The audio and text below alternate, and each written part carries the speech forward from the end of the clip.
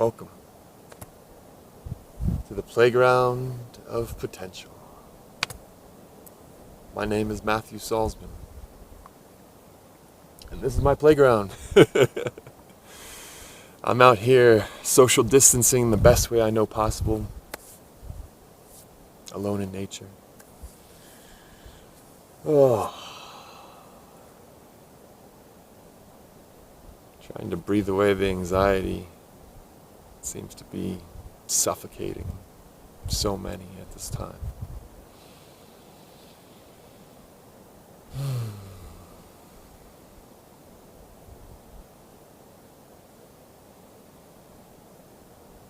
Fear seems to be permeating everything.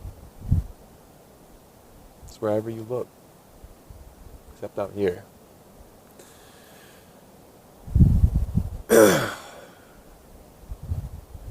It reminds me of where I used to be not that long ago. A few thousand miles away, I came to an epiphany one day.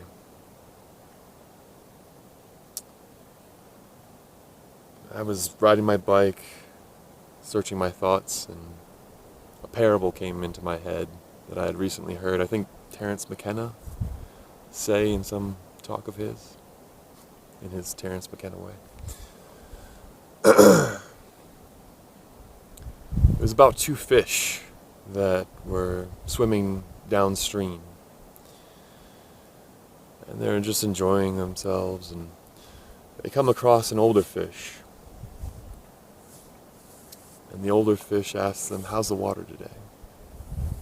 And the two look confusedly at each other and swim along and sort of disregard the question until a little ways down the river, one fish asks the other fish, "What is water?" And that parable so clearly illustrates how we can be surrounded by something and never even realize it's there because it permeates everything around us. And for me at that time in my life on that bike ride, fear was my water. It was, I was drowning in it, quite frankly. But in that particular moment, I chose to defy fear. Kind of foolhardily in some respects. I went downhill with no hands on my handlebars.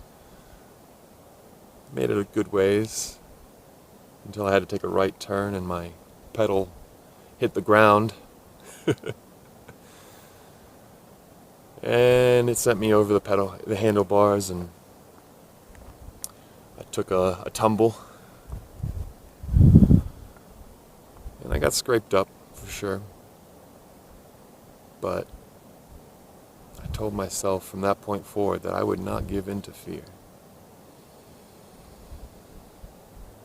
So I went traveling and ended up here, Taos, New Mexico.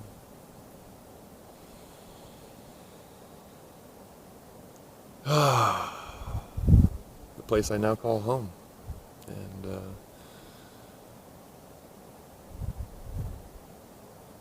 it is this poem that I want to share with you that sort of illustrates that point even further. It's called Potential. Go figure.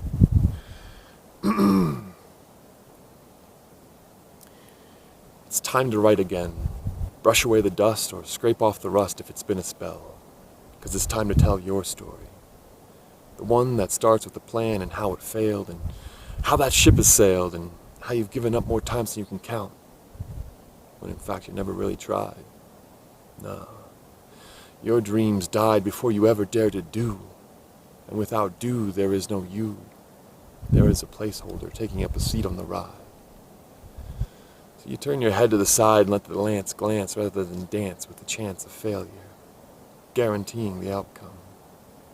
You lost before you started, giving up the gift imparted by the divine, that spark that made you special. They got you convinced that your mother was lying, simply telling you that because she had to. Because potential is a scary thing to have, because you can't see it. Albeit you could feel it. At least you could when you were a kid, before you hid behind flimsy excuses, tying nooses for your confidence and your courage. But you never called yourself a coward, because that would mean facing the fear. You are nowhere near ready. So with every preparation you make, it's another step you take behind the walls of your comfort zone. Walls so high, why try and climb them?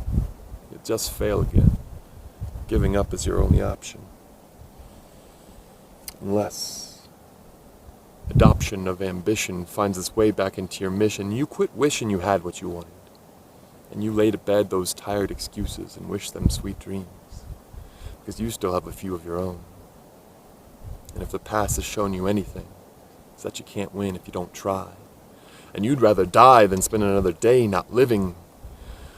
So you begin giving yourself the space to grow, which means knocking down the walls and declaring the entire world your comfort zone. Granted, you're lying, at least at first. But with every step you take across that invisible line you used to decline even looking at, let alone crossing, your gut begins to wrench with every unknown you embark to explore, but you ignore the feeling, because the comfort of your couch is no longer appealing, and you're pretty sure that your TV is stealing your soul. So you set your sights on the horizon, but when you get there, there seems to be another horizon off in the distance. So, with a little less resistance, you set off for that wild blue yonder. And as you wander, you begin to wonder what sort of spell you were under, to believe the lies that deceive your eyes. They promise paradise, but are a prison. So with great pains, we cast off our chains and leave them on the shore, in pursuit of our potential, that scary thing you can't see, you just feel.